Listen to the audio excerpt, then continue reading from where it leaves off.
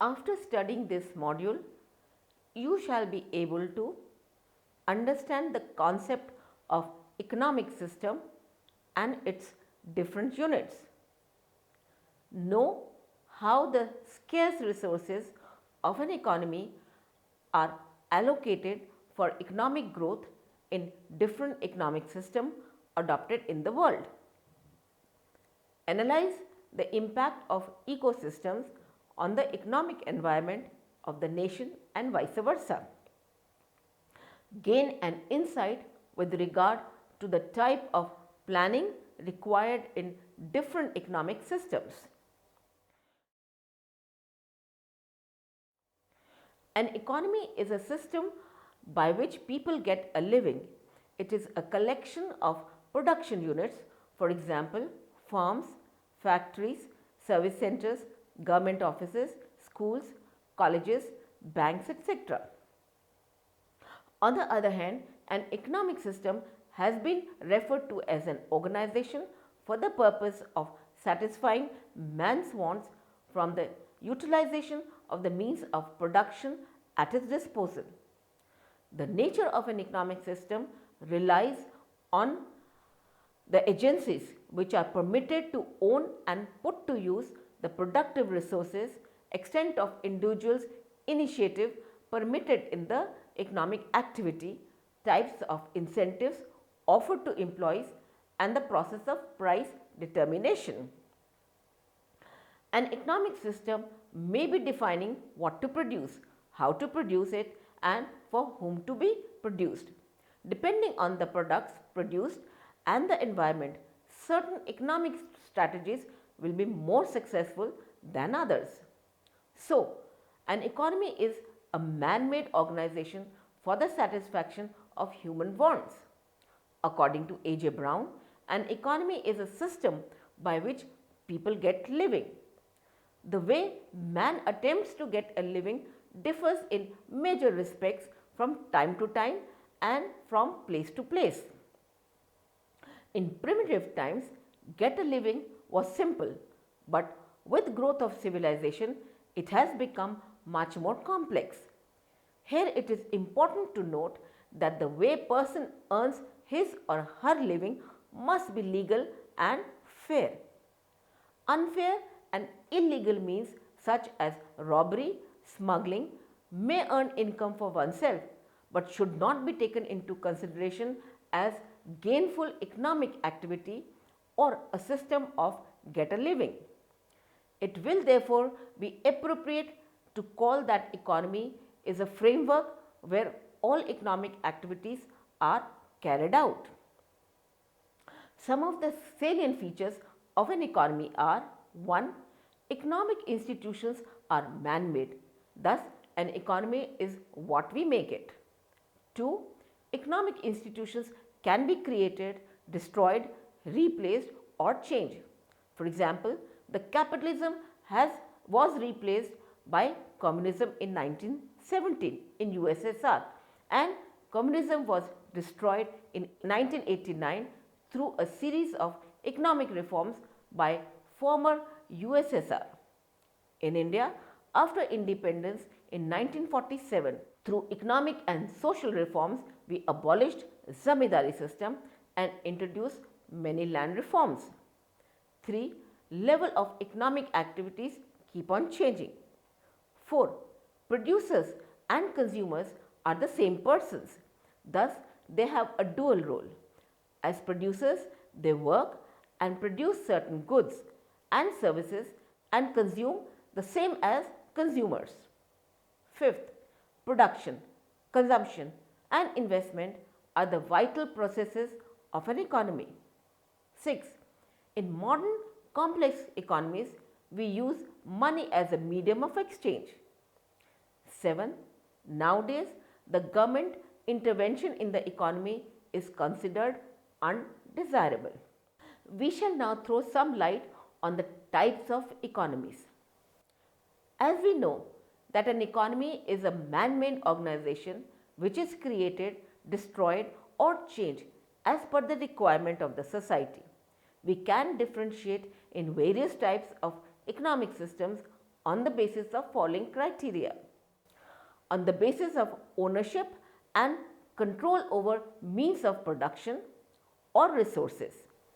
Resources or means of production remain either in private ownership with full individual freedom to use them for the profit motive, or they can be in collective ownership, that is government control, and can be used for the collective welfare of the society as a whole.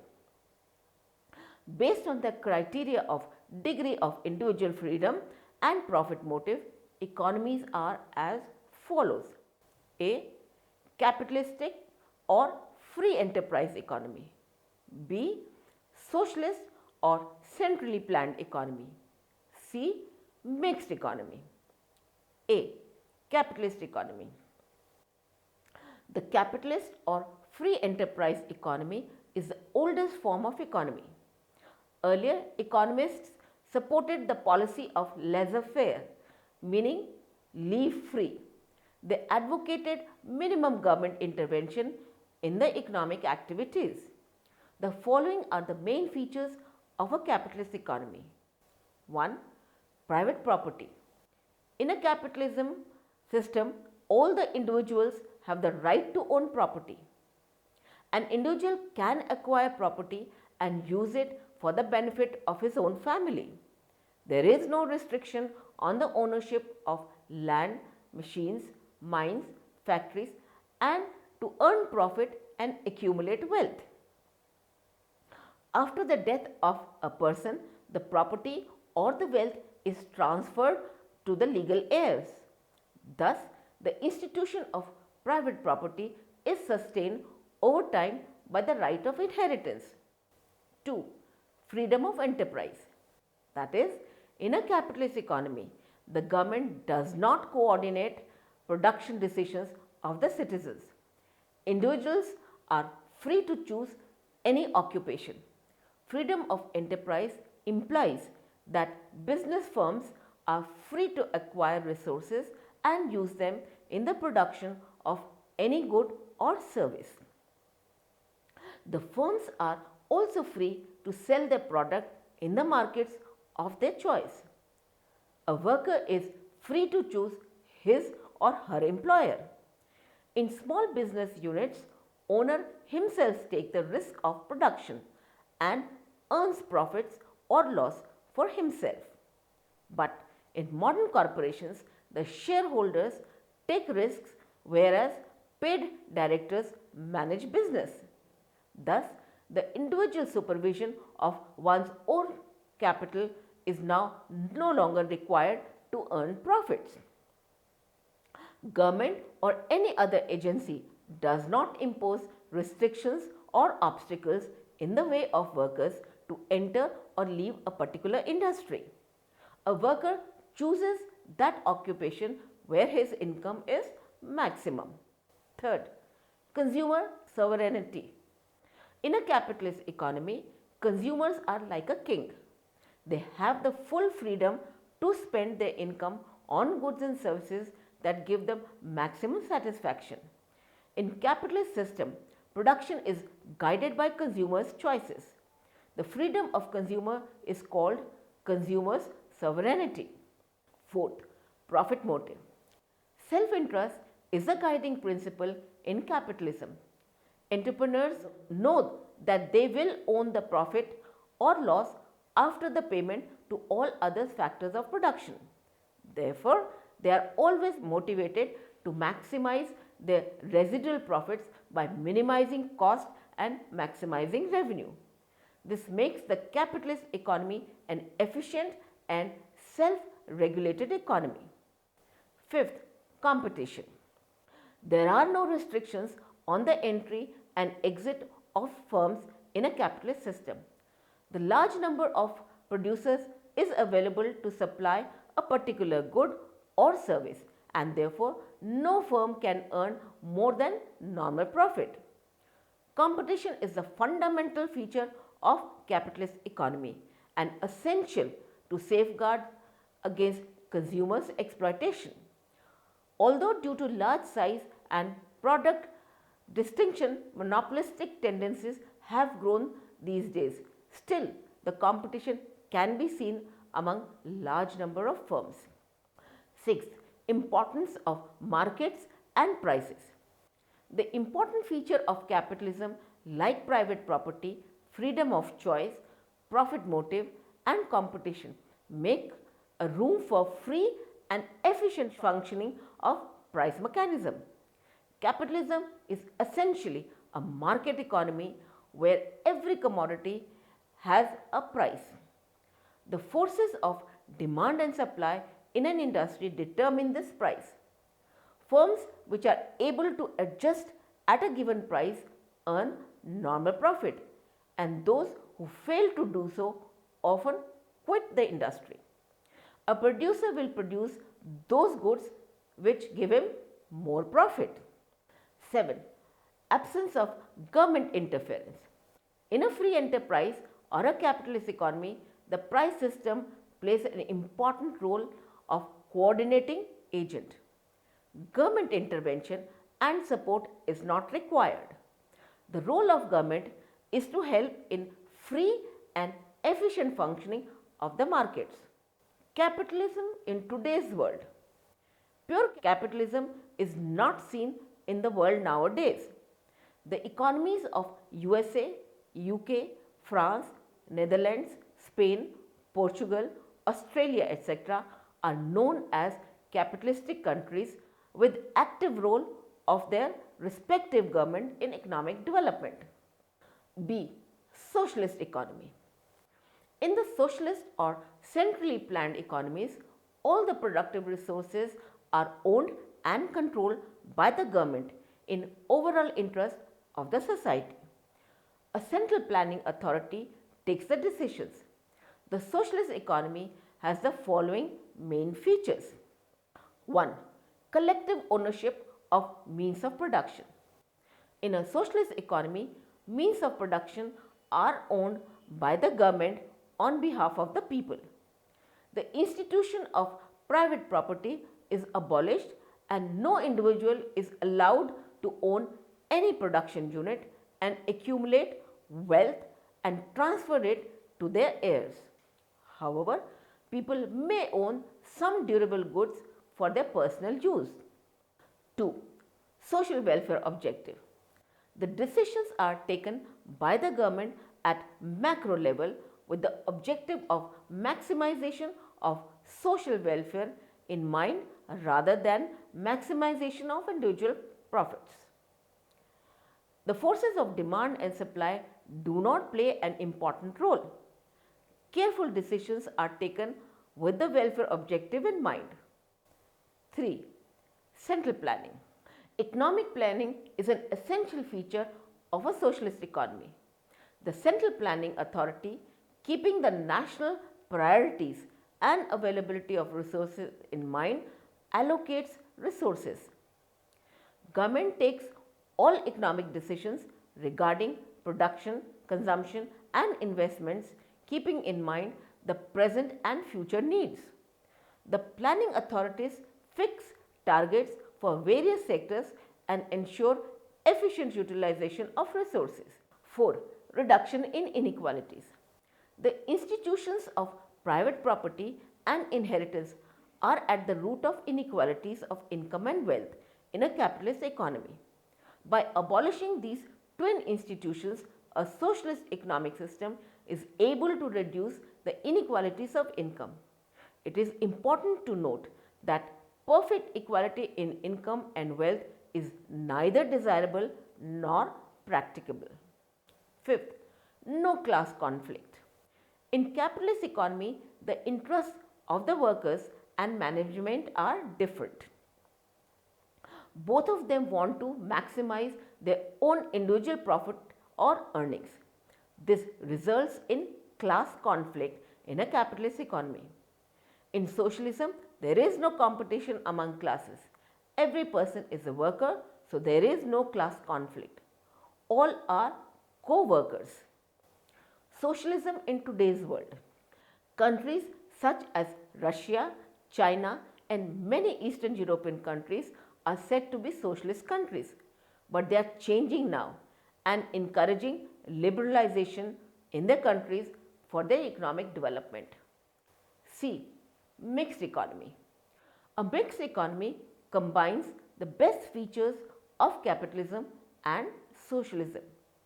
Thus, mixed economy has some elements of both free enterprise or capitalist economy as well as a government controlled socialist economy. The public and private sectors coexist in mixed economies.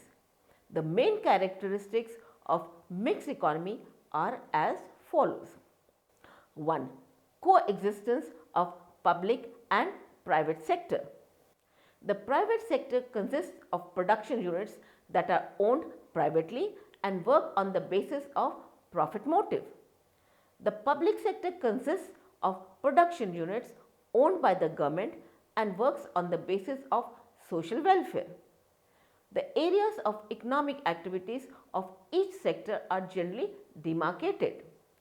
Government uses its various policies, for example, licensing policy, taxation policy, price policy, monetary policy and fiscal policy to control and regulate the private sector. 2. Individual freedom. Individuals take up economic activities to maximize their personal income. They are free to choose any occupation and consume as per their choice. But producers are not given the freedom to exploit consumers and laborers. Government puts some restrictions keeping in mind the welfare of the people. For instance, government may put restrictions on the production and consumption of harmful goods, but within rules and regulations and restrictions imposed by the government for the welfare of the society, the private sector enjoyed complete freedom. The government prepares long-term plans and decides the roles to be played by the private and public sectors in the development of the economy. The public sector is under direct control of the government. As such, production targets and plans are formulated for them directly. The private sector is provided encouragement, incentive, support and subsidies to work as per national priorities. 4. Price mechanism. Prices play a significant role in the allocation of resources. For some sectors, the policy of administered prices is adopted. Government also provides price subsidies to help the target group. The aim of the government is to maximize the welfare of the masses. For those who cannot afford to purchase the goods at the market prices, government makes the good available either free of cost or at below market prices, that is subsidized. Thus, in a mixed economy, people at large enjoy individual freedom and government support to protect the interests of weaker sections of the society. Indian economy is considered a mixed economy as it has well-defined areas for functioning of public and private sectors and economic planning. Even countries such as USA, UK, etc., which were known as capitalist countries, are also called mixed economies now because of the active role of their government in economic development. We shall focus on the impact of economic system on the economic environment and nation. Now, what is the impact of economic system on business? Nowadays is vitally affected by the economic, social, legal, technological and political factors. These factors collectively form business environment. Business environment as such is a total of all external forces which affect the organization and operation of business. The environment of an organization has got internal, operational and general lives. Managers must be aware of these three environmental levels. The term business environment implies those external forces, factors and institutions that are beyond the control of individual business organizations and their management and affect the business enterprise. It implies all external forces within which a business enterprise operates. Business environment influence the functioning of the business system. Thus, business environment may be defined as all those conditions and forces which are external to the business and are beyond the individual business unit, but it operates within it. These forces are customers, creditors, competitors, government, social cultural organizations, political parties, national and international organizations, etc. Some of those forces affect the business directly, while some others have indirect effect on the business. Business environment as such are classified into the following three major categories. They are internal environment, operational environment, general or external environment. Both internal and operational environment are the creation of enterprise itself. The factors of external or general environment are broad in scope and least controlled and influenced by the management of the enterprises. Now, all these factors are as below. Economic dimensions on environment. Economic environment refers to the aggregate of the nature of economic system of the country, the structural anatomy of the economy to economic policies of the government, the organization of the capital market, the nature of factor endowment, business cycles, the socio-economic infrastructure, etc. A successful businessman and nation visualizes the external factors affecting the business and nation, anticipating the prospective market situations and makes suitable to get the maximum with minimum cost.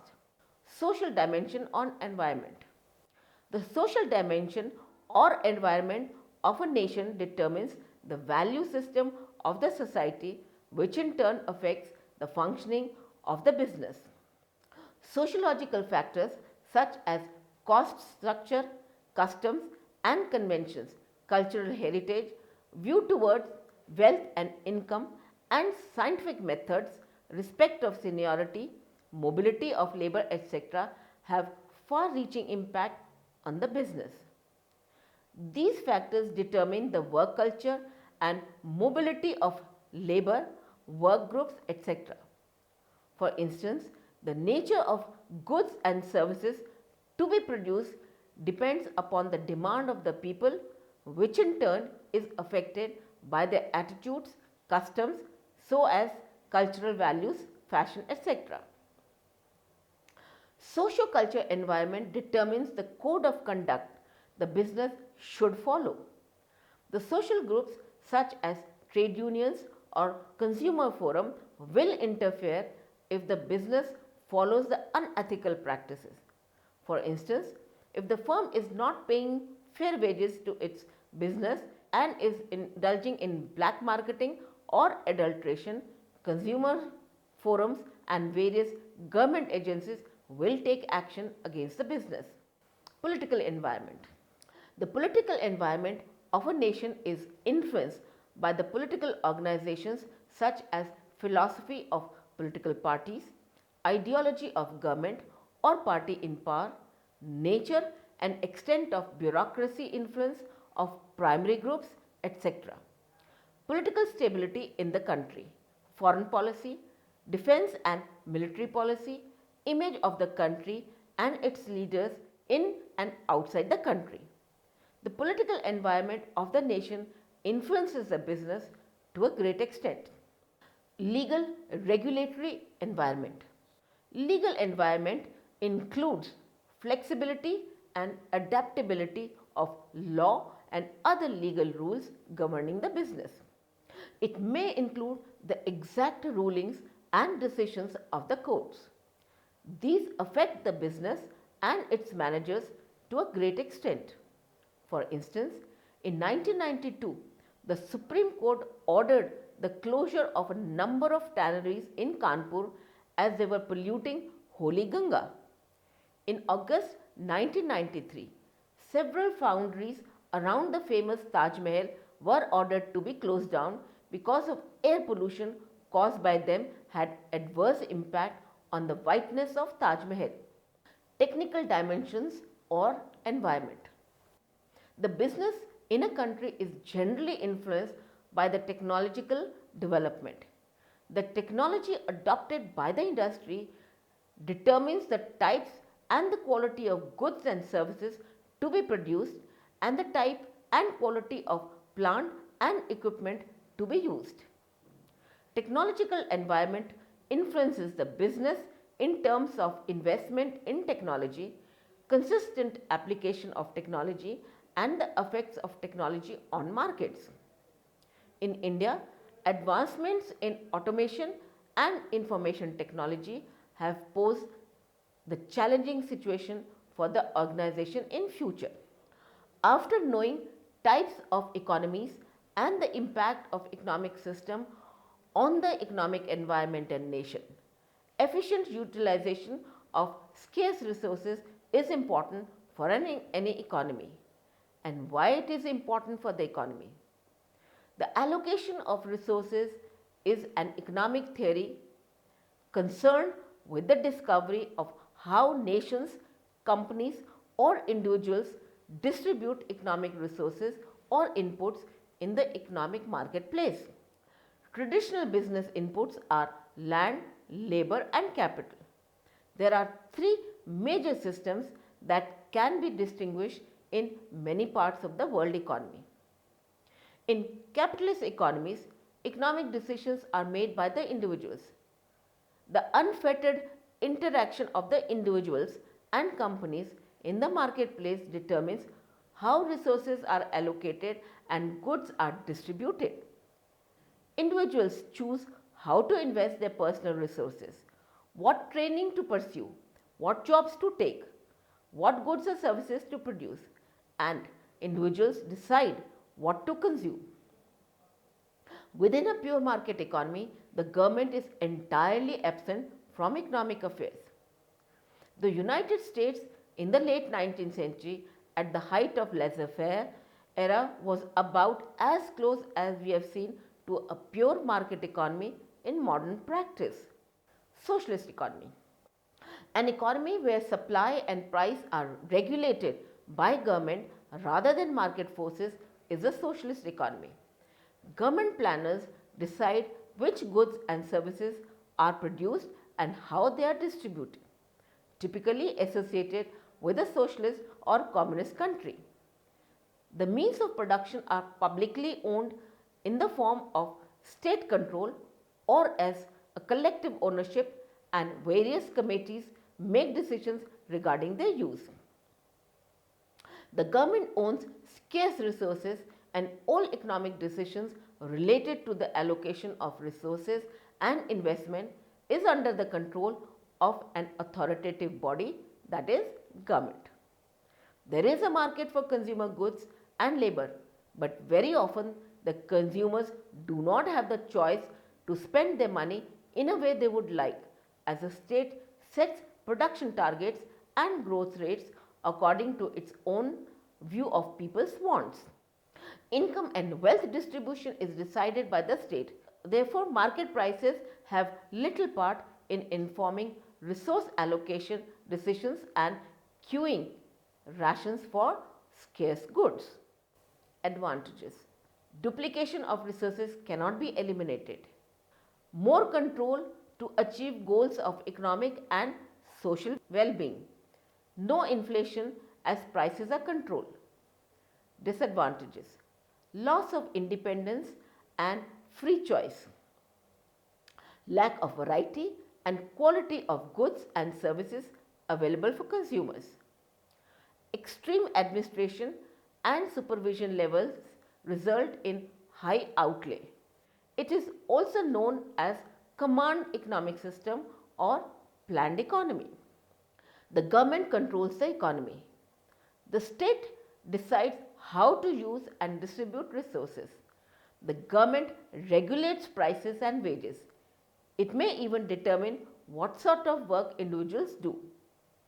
Socialism is a type of command economic system. Historically, The government has assumed varying degrees of control over the economy in socialist countries. In some, only major industries have been subjected to government management. In others, the government has exercised far more extensive control over the economy. The classic failed example of a command economy was the communist Soviet Union. The collapse of the communist bloc in the late 1980s led to the demise of many command economies around the world. Cuba continues to hold on to its planned economy even today, a mixed economic system. It combines elements of the market and command economy. Many economic decisions are made in the market by individuals, but the government also plays a role in the allocation and distribution of resources. The United States today, like most advanced nations, is a mixed economy. The eternal question for mixed economies is just what the right mix between the public and private sectors of the economy should be. We shall now discuss why it matters today. Half of the 20th century went down as a global battle between defenders of free markets, that is, democratic capitalist nations led by the United States, and believers in command economies, the communist bloc led by the Soviet Union. The US and USSR never went to war against each other directly, but dozens of smaller yet still tragic and significant wars unfolded around the world as bitter fights over economic systems turned bloody. Korea, Vietnam, Nicaragua, Afghanistan, Angola, millions of people died in the various hot theatres of a Cold War fought to decide whether markets or states should control economic affairs. The great irony was that the Cold War finally ended not on a battlefield, but because the Soviet economy finally self-destructed by the late 1980s. For most of the world, the Soviet collapse proved that command economies were simply inferior to the market-dominated mixed economies of the capitalist world. Of course, China still ruled politically by an authoritarian Communist Party, even though its economy is now more mixed, if not exactly free, is now the biggest creditor nation to the United States. Economic planning is the art of taking major economic decisions, what and how much to be produced and to whom it is to be allocated by the concise decision of a determinate authority on the basis of a comprehensive survey of the economic system as a whole. There are two basic solutions to the economic problems, namely free markets and central planning. Let us move on and discuss the type of planning required in different economic systems. So far, we have discussed different problems, their causes, and allocation of scarce resources in different economic systems. For the development of the nation, it is important for any economy to identify the type of planning required for their development. Capitalist economy. Markets enable mutually beneficial exchange between producers and consumers, and systems that rely on markets to solve the economic problems are called market economies. In a free market economy, resources are allocated through the interaction of free and self-directed market forces.